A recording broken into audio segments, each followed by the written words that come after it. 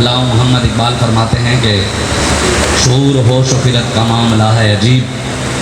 شعور و ہوش و فکرت کا معاملہ ہے عجیب، مقام شوق میں ہیں سب دل و نظر کے قریب، اور میں جانتا ہوں کہ ملت کا حشر کیا ہوگا، مسائل نظری میں پڑ گیا خطیب، اور سنائے گا کون اقبال کا یہ شعر غریب، سنائے گا کون اقبال کا یہ شعر غریب، سمجھ بیٹھے ہیں جو یورپ کو ہم جوار اپنا، ستارے ان کے نشے من سے زیادہ ہیں قریب۔ علامہ اقبال کہتا ہے کہ مسلمان یورپ کو اپنا قریب سمجھ بیٹھا ہے، فرنگی تہذیب و تمدن کو اپنے قریب سمجھ بیٹھا ہے، حالانکہ حضور کے غلام کے تو چاند ستارے اور زیادہ قریب ہیں، اور یہاں تک کہ اللہ تعالیٰ نے تو قرآن میں کہا نبی اولیٰ بالمؤمنین من انفسہم، نبی مومن کی جان سے بھی زیادہ قریب ہے۔ اور ہمارے بزرگوں نے قربانیاں اس لیے نہیں دی تھی کہ پاکستان میں یہاں مرزائیت کو اڑان چڑھایا جائے، پرواز چڑھایا جائے، بڑے بڑے عہدے دیے جائیں۔ پاکستان نہ مرزائیوں کے لیے بنا تھا، نہ ہی یہ وڈیروں اور سرداروں کی بدماشیوں کے لیے بنا تھا، پاکستان کلمے کے نام پر بنا تھا اور نظام مصطفیٰ کے لیے بنا تھا۔ اس کے لیے ہمارے بڑوں نے بڑی قربانیاں دی ہیں۔ علامہ فضل خیر آبادی، آپ کے بارے میں ہمارے بزرگوں نے لکھا ہے کہ ہاتھی پہ بیٹھ کر پڑھنے جاتے تھے آپ، شہزادے تھے، اتنے بڑے لینڈ لارڈ ہاتھی پر بیٹھ کر شاہ عبدالعزیز محدث دہلوی کے مدرسے میں آپ پڑھنے جاتے تھے، اور 40,000 شعر آپ نے حضور کی شان میں عربی میں لکھے ہیں۔ اتنے بڑے لینڈ لارڈ پیسے والے جب دین پر وقت آیا پھر انگریز کے مقابلے میں کھڑے ہو گئے، پھر یہ نہیں کہ ان کے جا کر گن گئے، پھر آپ نے انگریزوں کے خلاف فتوی جہاد دیا، عدالت میں گئے، وہاں بہت ایک لمبا کہ بس مختصر میں بات زیادہ لمبی نہیں کروں گا۔ آپ نے اپنے شعروں میں کہا ہے کہ میرا جرم بھی فضل خیر آبادی کا صرف یہی ہے کہ میں نصرانیوں سے محبت نہیں کرتا، میرا جرم صرف یہی ہے کہ میں نصرانیوں سے محبت نہیں کرتا، مونج کا لباس بھی پہنا، تکلیفیں بھی اٹھائیں، یہاں تک کہ علامہ فضل خیر آبادی جب جیل کے اندر تھے، آپ کے آخری دن تھے، سپریڈنٹ جیل تبدیل ہوا،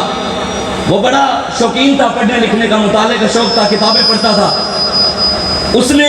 ایک فارسی کی کتاب اٹھائی ہوئی تو اس کے ساتھ ایک بندہ تھا، مسلمان تھا، عالم دین تھا، اس کو اس نے وہ کتاب دی، اس نے کہا کہ یار یہ مجھے سمجھ نہیں آ رہی اس کی فارسی کی، اس میں یہ مسئلے مجھے سمجھا دو۔ اس نے کہا ٹھیک ہے آپ دے دیں۔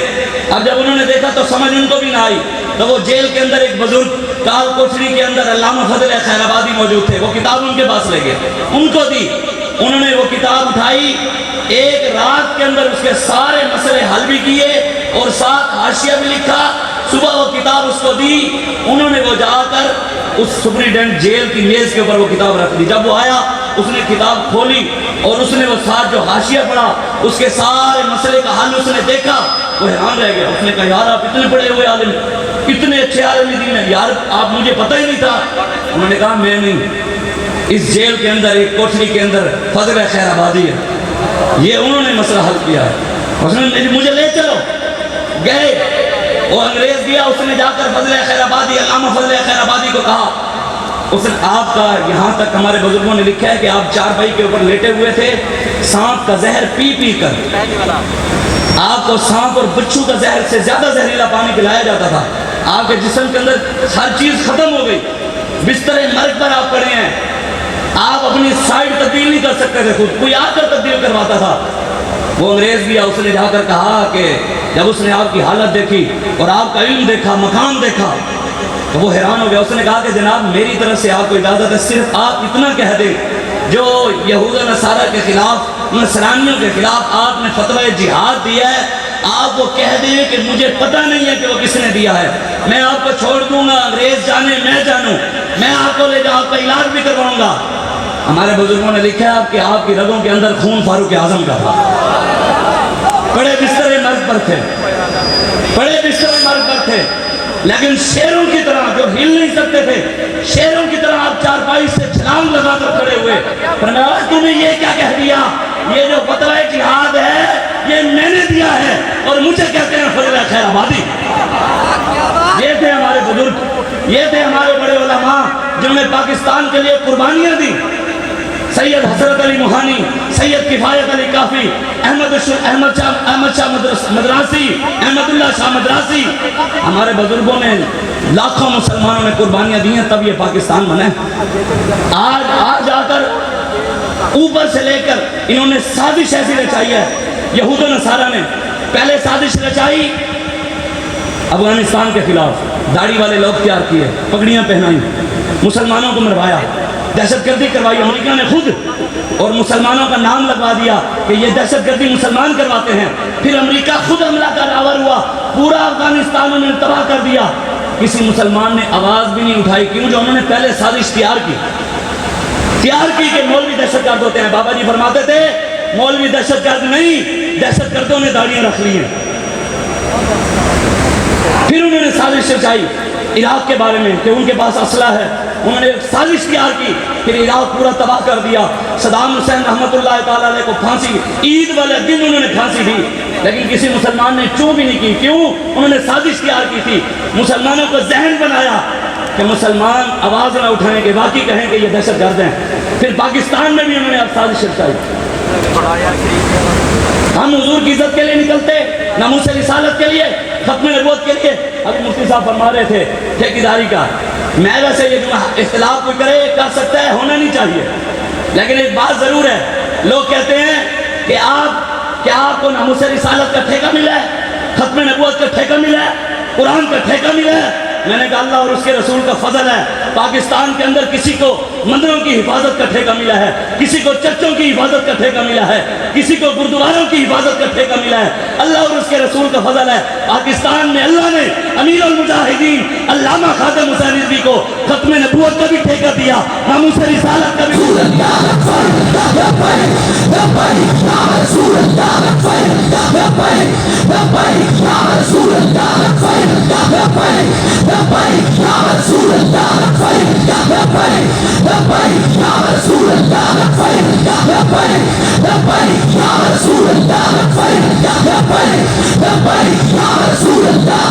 یہ ٹھیکہ ہمارے حصے میں آیا ہے الحمدللہ، اللہ رسول کا فضل ہے۔ یہ تو نہیں اللہ نے دیا ہمارے بابے کو، تو جب کسی نے نہیں کیا تو اللہ نے لیا کام، تو ہم ان کے ساتھ کھڑے ہیں، مرتے دم تک کھڑے ہیں، اللہ اور اس کے رسول کے فضل سے، بڑوں کی نگاہ سے اور امیر المجاہدین کی نگاہ سے انشاءاللہ قدم مرد کھڑے رہیں گے۔ ان نگاہ بڑوں کی ہوگی تو کھڑیں گے انشاءاللہ، اور یہ رہے گی انشاءاللہ۔ آج ہم بس میں اسی بات پر ختم، انہوں نے ایسی سازش رچائی، جڑا والا کے اندر حضور کی گستاخی ہوئی، قرآن جلایا گیا، لیکن انہوں نے سازش رچائی کہ مولوی انتہا پسند ہوتے ہیں، شدت پسند ہوتے ہیں، یہ یوں کرتے ہیں وہ کرتے ہیں۔ انہوں نے ایک سازش رچائی، اس سازش ان کی کامیاب ہوئی۔ جڑاوالا کے 16 اگست کو واقعہ ہوا، آج 28 اگست ہے، اس دن سے لے کے آج تک کسی ایک مسلمان نے بھی حضور کی گستاخی پہ آواز نہیں اٹھائی۔ اقلیتوں کا درد ہے، ہمیں پتہ ہے اقلیتوں کو کیا حقوق ہیں۔ الا من ظلم واحدا، حضور نے فرمایا، ابو داؤد شریف کی حدیث ہے، حضور نے فرمایا جو کوئی مسلمان یہودی اور نصرانی معاہدہ کر کے رہ رہے ہیں، جو ان پر ظلم کرے، ان کو نقصان پہنچائے، طاقت سے زیادہ ان پر ٹیکس ڈالے، حضور نے فرمایا فانا حجیجہ یوم القیامہ، قیامت والے دن وہ مجھے اپنے مد مقابل پائے گا۔ اس سے بڑا حق ہے اقلیتوں کا۔ ہمیں بابا جی بہاولپور میں بھی تو چرچے ہیں، ہم نے کبھی جا کر کسی چرچ کو چھیڑا ہے، کسی مندر کو چھیڑا ہے؟ ہمیں بابا جی بتا گئے ہیں، ہندو ہندو بن کر رہے، یہودی یہودی بن کر رہے، عیسائی عیسائی بن کر رہے، ہر کوئی اپنا انسان بن کے رہے۔ جب ہمیں گالی دو، فسبنی ہمیں دو، فسب امی ہماری ماں کو دو، فسب ابی ہمارے باپ کو دو، لیکن جب بات رسول اللہ کی آئے گی ہم کاٹ کے رکھ دیں گے۔ ہمیں بتا گئے من سب نبیا فقتلوہ ملعونین اینما ثقفوا اخذوا وقتلوا تقتیلا، سنت اللہ فی الذین خلوا من قبل ولن تجد لسنت اللہ تبدیلا۔ یہ 295C قرآن کا قانون ہے،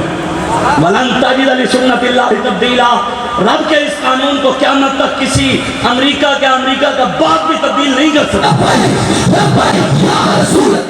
جب بھی کوئی گستاخ سر اٹھائے گا، ممتاز قادری کا کوئی غلام کھڑا ہوگا اور اس کا سر اتارے گا، ہاں امیر المجاہدین کا کوئی غلام کھڑا ہوگا۔ لیکن میں ایک بات اس پر آپ کو سنانا چاہوں گا، امام الفقہا، امام المحدثین، تاجدار تصوف اور تاجدار مجاہدین بھی ہیں، ایک سال جہاد کرتے ہیں، ایک سال عبادت کرتے ہیں، حضرت عبداللہ بن مبارک اور امام بخاری کے استاد بھی ہیں، اتنے بڑے عالم دین، اتنے بڑے مفسر، محدث، اور جہاد پر سب سے پہلی کتاب بھی آپ نے لکھی ہے، حضرت عبداللہ بن مبارک نے، امام بخاری کے استاد، میں نے ان کی یہ پڑھ کر نا خدا کی قسم ہل گئے ہیں واللہ، شاید اس کے پڑھنے کے بعد اور تبدیلی آئی ہے۔ تفسیر روح البیان کے اندر لکھا ہے کہ حضرت عبداللہ بن مبارک کا جب وصال ہوا نا، ہمارے بڑوں نے لکھا کہ کئی سالوں بعد ایک بزرگ نے ان کو خواب میں دیکھا، پوچھا جناب کیا بنا؟ تو حضرت عبداللہ بن مبارک نے جو جملے فرمائے نا، یہ دنوں میں ڈالنے والے ہیں، نقش کرنے۔ میں صرف سبق سنانے آیا ہوں، جتنے بھی علماء کرام پیران عظام ہیں آپ سب میرے سے بڑے ہیں، میں چھوٹا ہوں، میں صرف امیر المجاہدین کا پڑھا ہوا سبق آپ کو سنانے آیا ہوں۔ حضرت عبداللہ بن مبارک سے پوچھا جناب آپ کا کیا بنا؟ آپ نے فرمایا 40 سال اللہ تبارک و تعالیٰ نے مجھے جنت میں داخل نہیں ہونے دیا۔ کتنے سال؟ 40 سال۔ یہ دلوں پہ نقش کرنا ہے کس وجہ سے، یہ آگے سنیے گا۔ انہوں نے کہا حضور آپ اتنے بڑے عالم دین، امام الفقہاء، امام المحدثین، مفسر، محدث، اور اتنے بڑے تاجدار تصوف کا لقب بھی، مجاہد بھی آپ، عبادت علم بھی آپ کے پاس اتنا، پھر بھی آپ 40 سال جنت کے دروازے کے پاس بھی نہیں گئے، آپ کو داخل نہیں ہونے دیا گیا۔ آپ نے فرمایا ہاں وہاں علم کام نہیں آتا۔ یہاں اقبال کا شعر ہے اسی جملے پر، علامہ اقبال کہتا ہے وہ علم زہر ہے، وہ علم زہر ہے احرار کے لیے، جس علم کا حاصل ہو تو کفے جو۔ اقبال کہتا ہے روٹی کے لیے رسول اللہ کے ساتھ بے وفائی نہیں کرنا، رزق تو اس دہر میں کتوں کو بھی مل جاتا ہے۔ الحمدللہ اللہ اور اس کے یہ بھی بتانے والی باتیں نہیں ہیں، لیکن تحریک لبیک پاکستان پر قرضہ ضرور ہوگا، لیکن الحمدللہ خوشحال ہیں، کیوں جو کسی غیر کے دروازے پر نہیں گئے ملتا ہے کیا کیا، مدینے میں ایک بار جا کے دے، کرتے ہیں مالا مال وہ دامن پھیلا کے دے۔ حضرت عبداللہ بن مبارک نے کہا آگے، اب بزرگوں کو نے کہا اتنے بڑے عالم علم والے، آپ نے فرمایا وہاں علم کام نہیں آتے، وہاں تقویٰ کام نہیں آتا، پرہیزگاری کام نہیں آتی۔ فرمایا حضور پھر 40 سال کیوں نہیں گئے جنت میں؟ آپ نے فرمایا ایک مرتبہ میں جا رہا تھا، راستے کے اندر ایک استاد کھڑا تھا، میرا جاتے ہوئے موڈ خوشگوار تھا، شفقت اور محبت والی میں نے نظر ڈالی نہیں، میری نظر اس استاد پر پڑ گئی۔ اللہ نے 40 سال مجھے جنت میں داخل نہیں ہونے دیا کہ تم نے استاد پر نظر کیوں ڈالی؟ جو گستاخان رسول کے ساتھ حمایتیں کرتے ہو، ان کے نعرے لگاتے ہو، ان کو جا کر سب کو درد ہوا کہ یار سرگودا کے اندر قرآن کے دوسرے سپارے کو جلا کر انہوں نے مسجد کے اوپر لٹکا دیا، کوئی وہاں کی کیا جسٹس نہیں کیا، مسجد پر حملہ ہو گیا، کوئی دہشت گردی نہیں، کہتے ہیں چرچ پر حملہ کرنے والے دہشت گرد ہیں، برما کی مسلمانوں کی بیٹیوں کے پستان کاٹ کر کباب بنا کر کھانے والے کون ہیں؟ اقبال کہتا ہے وہ پہنچے ہوئے تھے مولوی، وہ کہتا ہے کہ جناب ہم معافی مانگنے ہوئے ہیں۔ اقبال کہتا ہے ہم پوچھتے ہیں شیخ کلیسا نواز سے، مشرق میں اگر جنگ ہے شارق تو مغرب میں بھی ہے شارق۔ کہتا ہے کہ چرچ پہ حملہ کرنا دہشت گردی ہے تو مسجد رحمت اللہ العالمین پہ حملہ کرنا کیا ہے؟ مندر بنانا، مندروں پہ حملہ کرنا، اگر مندر ہم اس کے حق میں نہیں ہیں، اسلام جو اقلیتوں کے حقوق دیتے ہیں ہم اس کے قائل، ہم ماننے والے ہیں، لیکن بات یہ ہے کہ حق سے اگر زیبا ہے، علامہ اقبال کہتا ہے نا حق سے اگر ہے غلط تو کیا زیبا ہے یہ بات؟ اسلام کا محاسبہ اور یورپ سے درگزر، کہتا ہے اسلام کا محاسبہ کیا ہوا ہے، جو کوئی اٹھے وہ کہے جی اب چرچوں کے لیے مسلمانوں کو جہاد کرنا چاہیے تو کشمیر کے لیے نہیں کرنا چاہیے۔ حضور نے خود ارشاد فرمایا ہے، یہ حدیث ہے،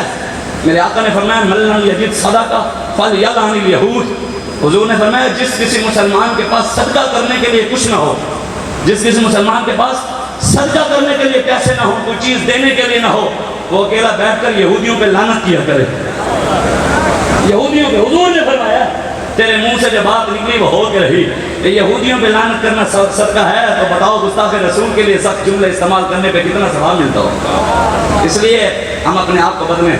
علامہ اقبال کہتا ہے جانتا ہوں کہ یہ امت حامل قرآن نہیں ہے، وہی سرمایہ داری بندہ مومن کا دین، جانتا ہوں مشرق کی اندھیری رات میں بے ید بیضا ہے پیران حرم کی آستین، اور الحضر آئین پیغمبر سے 100 بار الحضر، حافظ ناموس زن مرد آزما مرد آفرین ہے، یہی بہتر کہ یہ الہیات میں الجھا رہے، مسلمان کتاب اللہ کی تعویلات میں الجھا رہے، مست رکھو ذکر و فکر و صبح گاہی میں اسے، پختہ تر کر دو مزاج خانقاہی میں اسے، اس میں کیا شک کہ محکم ہے یہ ابلیسی نظام، پختہ تر ہوئے اس سے کوئے غلامی میں عوام، اے ازل سے ان غریبوں کے مقدر میں سجود، ان کی فطرت کا تقاضا ہے نماز بے قیام، آرزو اول تو پیدا ہو نہیں سکتی، ہو جائے کہیں پیدا تو مر جاتی ہے یا رہ جاتی ہے خام، ہماری صحیح و پہ ہم کی کرامت ہے کہ آج صوفی و ملا و ملوکیت کے ہے بندے تمام، کس کی نومیدی پہ حجت ہے یہ فرمان جدید کہ جہاد ہے اس دور میں مرد مسلمان پہ حرام ہے، طواف و حج کا ہنگامہ اگر باقی تو کیا کند ہو کے رہ گئی مومن کی تیر بے نیام، باخر دعوانا